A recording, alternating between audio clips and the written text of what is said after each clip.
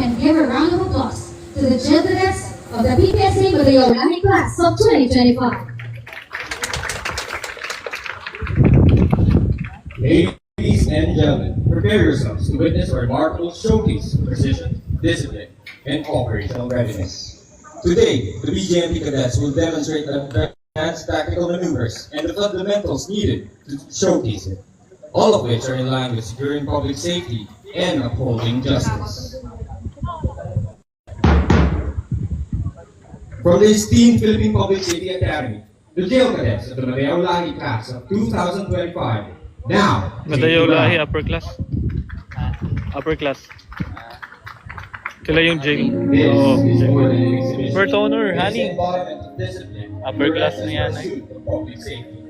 Experience the journey as they showcase their skills forged from tactical trainings here Congrats, in the honey. Public Safety Academy.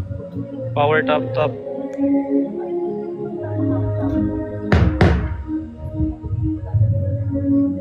Holster.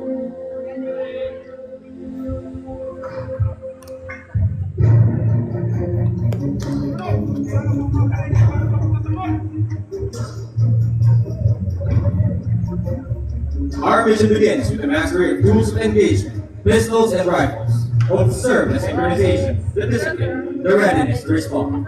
Ladies and gentlemen, once again, the jail cadets, starting with facing and turning with manipulation of firearms. Shooters, are you ready? You ready? Half diagonal. On your right. On your left. Right turn. Left turn. Klaro ba, Han? Baka ano, hindi klaro. Compress already. On your left. On your right. Left turn about. Right turn about. Up. Shooters, high ready. On your right. On your left. Right turn about. Left turn about. Up.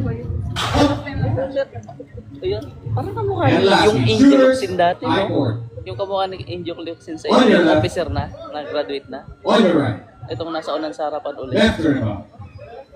Saan dyan? Yung Right short, turn. yung short hair. Ayan, yung mababa babae. din? Oo, mababa. Di Sige. ba may kamukha kayong parang Angel Locsin yung itsura? Hindi ko That was our jail cadets in facing and turning with manipulation of firearms. Mas pitinaan mo raw yun eh, mga naon, di Up ba? next, ladies and gentlemen, we'll be showcasing their proficiency in pistol and rifle exercise. James? Starting with pistol and rifle exercise. Dami number namang one. ano Shooters, dyan. are you ready? Sana una. Oo. 1, 2, 3, 4, 5, Patay. 6. Live ako eh. Load with retention. Load with retention is the most basic method of reload to ensure readiness without using valuable ammunition. Low ready. Next is pistol and rifle exercise number 2. Shooters, are you ready? 1, 2, 3, 4, 5, 6. Recover. Load with retention.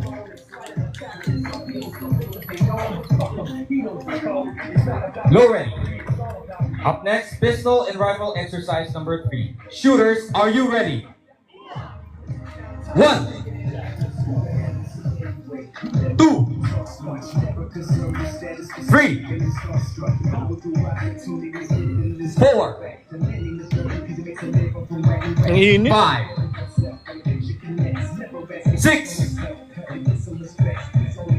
Recover. Tactical reload. A critical maneuver executed swiftly to keep the firearm fully operational and loaded. Low ready. And lastly is pistol and rifle exercise number 4. Shooters, are you ready? 1, 2, Ingay ng drone. 3, 4, Five. Marami yan sila. Marami and yan 6. sila. Emergency reload. Sa isa ka lang natin This yun eh. reload is performed when the firearm runs empty. They eject the spent magazine and insert a fresh one under pressure. That was our cadets in their pistol and rifle exercises. Recovered. A round of applause, please.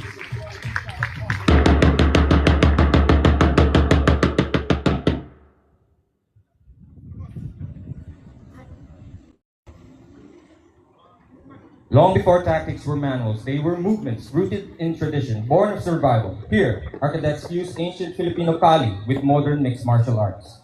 A tribute to our warrior heritage and a testament of control under pressure. Ladies and gentlemen, the jail cadets in unarmed combat. Performers, are you ready? Perform! Watch how they close the distance and deliver a powerful knee strike, targeting the midsection to neutralize the threat.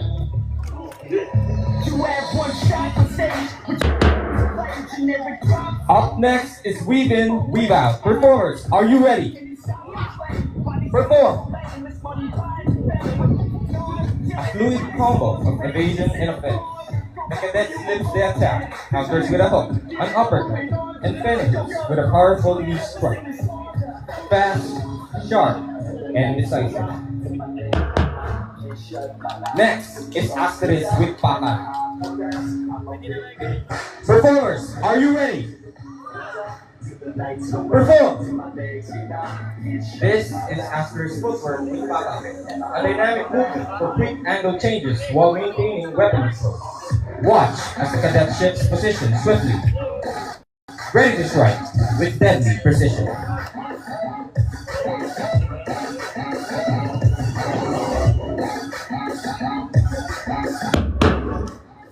Up next is called Takeoff. Performers, are you ready?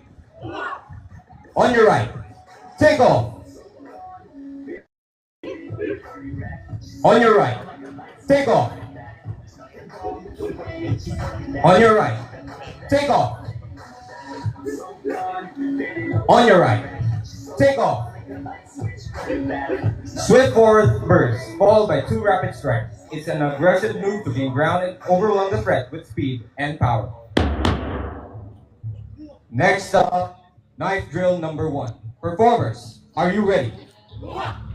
Perform! And lastly is knife drill number 2. Performers, are you ready? Perform! Okay lang. Those are knife fighting techniques from Kali Eskrima, taught to BJMP cadets not for offense but for awareness. By understanding the dynamics of bladed attacks, they are trained to disarm, control, and neutralize threats responsibly. As you may all know, combat situations are unpredictable and real-life threats don't follow rules. That's why our Kali training is blended with MMA disciplines, preparing our cadets for all ranges of combat. Here, you will see our cadets conduct various ways of taking down their enemies by utilizing what they've learned from their unarmed skills training. Starting with takedown number 1.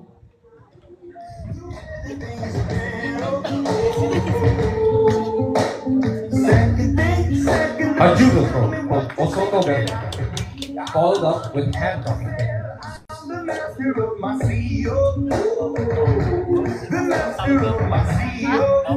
Takedown number 2. Firearm retention technique with takedown and ground control.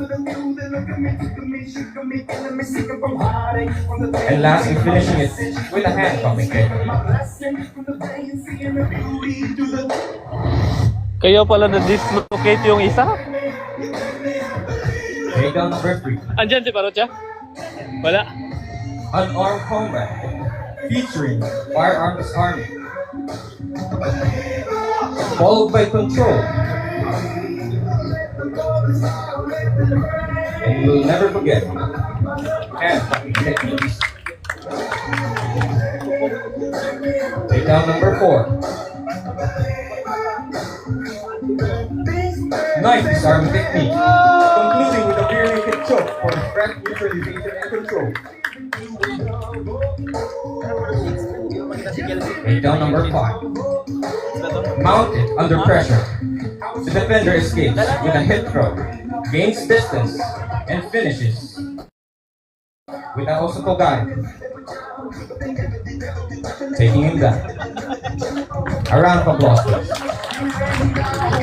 And takedown number 6.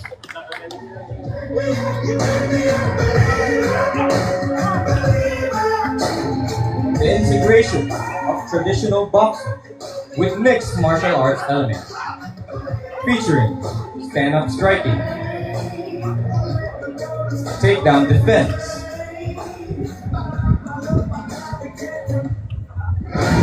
and ground control techniques.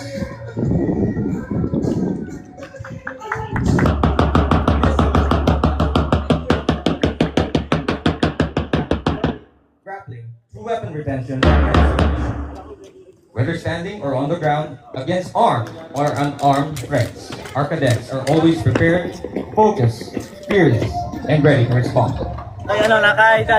In a short while, you will see the skills of the jail cadets in escorting high-value, high-profile people following VIP tactical transportations. Here, we see Queen, a high-ranking member of the notorious crime syndicate, Blood Legion Yellow Triangle, also known as Blight, being escorted by officers just after her court hearing, where she pleaded not guilty to charges of syndicated estafa and drug trafficking.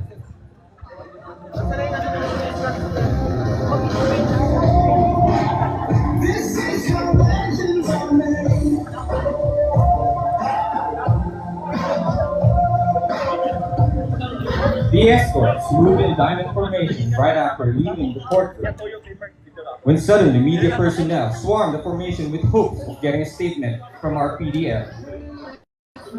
The escorting personnel professionally brushes away the various reporters, and upon arriving in the embossing area, the escort immediately embosses the PDL. After all the escorts mount the vehicle, the team leader gives the signal for the driver to lift off.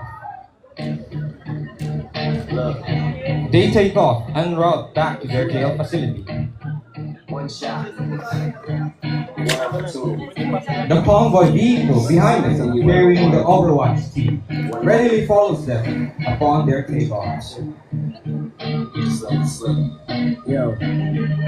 Prior all this, our officers have ensured vehicle readiness and conducted route assessments due to the nature of our videos being of high value. But he keeps on forgetting what he wrote down. The lead convoy moves steadily along the designated route, maintaining formation and scanning the surroundings with caution, all of which seems routine. But plans aren't always foolproof. The lead convoy car was surprisingly fired upon by some unknown men numbering a dozen, with a riding standard in front. This resulted to the instantaneous death of the escort driver. The escorting personnel resisted by getting into formation and firing back at the hostile elements, while using the BTV as a barricade. The Overwatch team behind immediately disembarked to respond and rescue the troops, boarded at the pinned-down vehicle.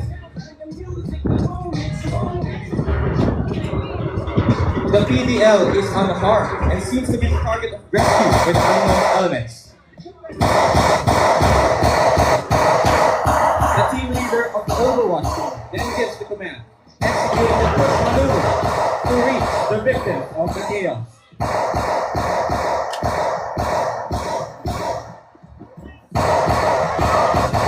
While pushing forward, other members move on signal after signal, having cover fire given from their teammates.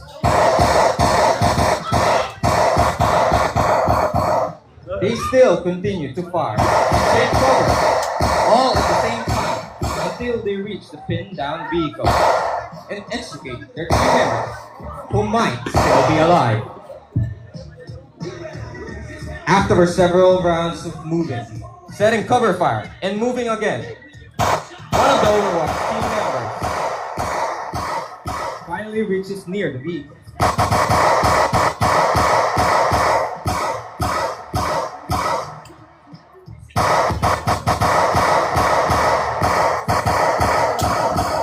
Upon arrival, he immediately assesses the injured personnel.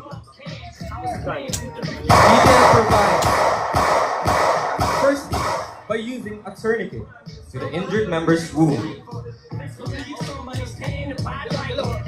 After quickly settling the injured personnel's wound, he then uses a fireman's carry to lift the injured personnel.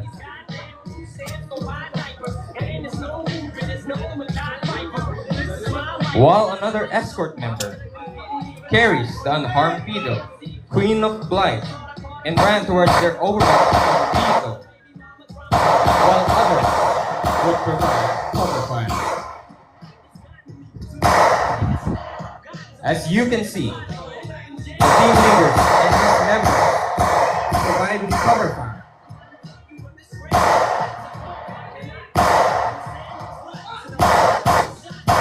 As you can see, the team leader now provides the pullback maneuver command. He and his members are falling back. While doing so, they maintain communication by shouting out commands. This is a pullback maneuver, a rapid tactical withdrawal used to create space and regroup during high-risk engagements.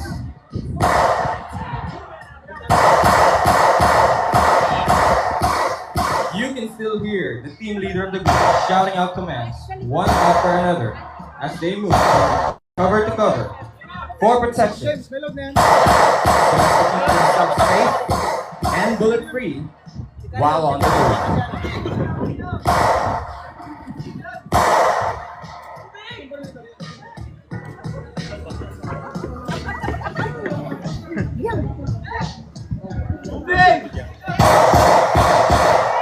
After the second to the last man reaches the regrouping area, the last man steps back and runs immediately towards the vehicle. He immediately enters while the rest provide 360 security. And after confirming one by one, they then take the opportunity to emboss and drive away from the danger zone.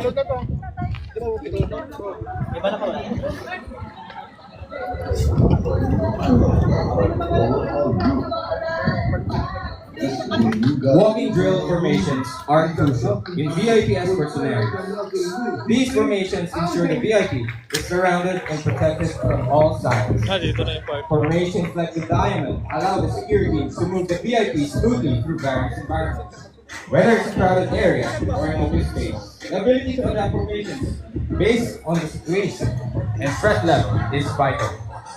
This flexibility ensures that the security can respond quickly to any changes or threats.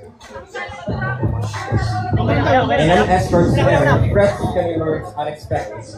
Being trained by T3, teams of BJMP escorts can react swiftly, engaging threats while ensuring the VIP safety. Now, we transition to a VIP escort scenario. Using walking drill formation to navigate complex environments. Watch closely as how these cadets perform the diamond formation in a crowd simulation.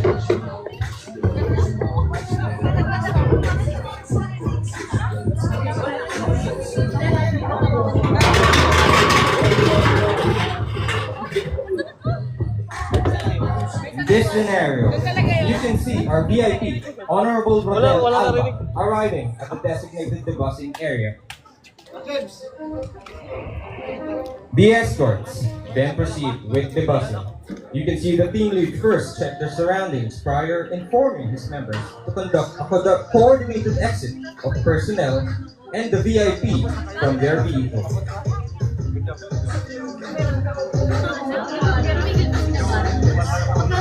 Watch as how they debug from the vehicle.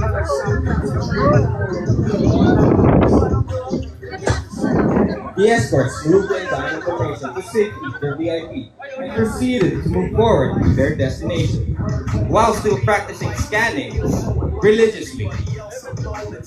When suddenly, media personnel ambushed the personnel in the hopes of getting a statement from the VIP. Honorable Rodel is a supporter of the Anti-Organized Crime Act of 2004. He also became instrumental in the takedown of the high-ranking figure named Queen within one of the country's most feared crime syndicates, Bly.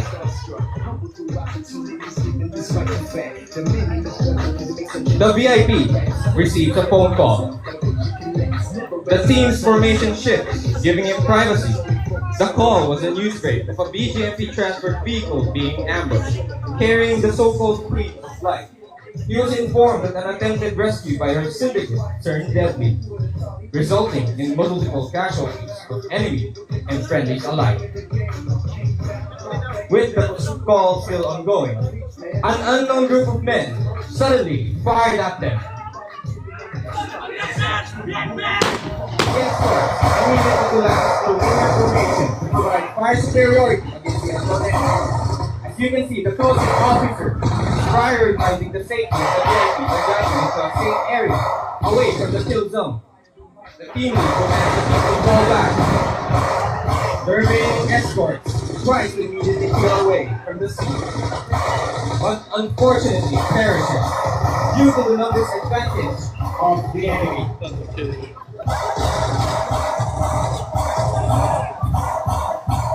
Luckily, the closing officer managed to call for backup, reporting the ambush and relaying vital information that would save their VIP before being fatally struck down in the line of duty.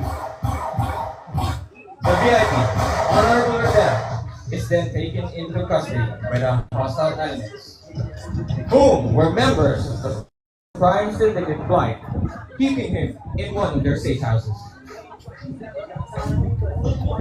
After receiving vital intel from the closing officer, the intelligence quickly moved and in coordination with the chief of operations formulated a rescue plan. The rescue team was briefed and assigned roles. Each move planned to recover Honorable Rodel Alba from the hands of Blight. In high-risk environments, the safety of a VIP depends on more than muscle.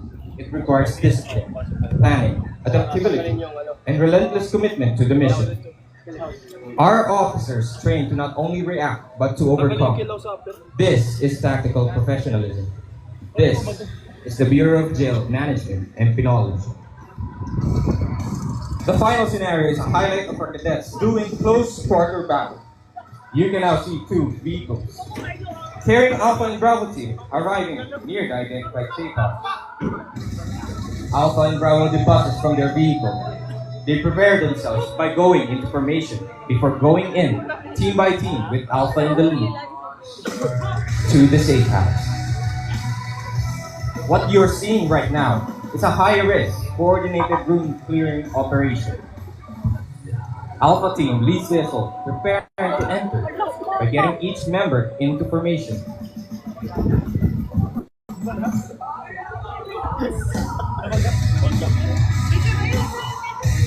Once ready, they then breach. Aggressively, securing room 1 with sharp precision. They neutralize all immediate threats and declare the room clear. Bravo team follows. They continue to move by first getting into formation, and once ready, they then breach. Upon entry, they neutralize the hostile position near the door without pause. After checking the hostile and the room for any more surprises, they move deeper into the space, weapons raised.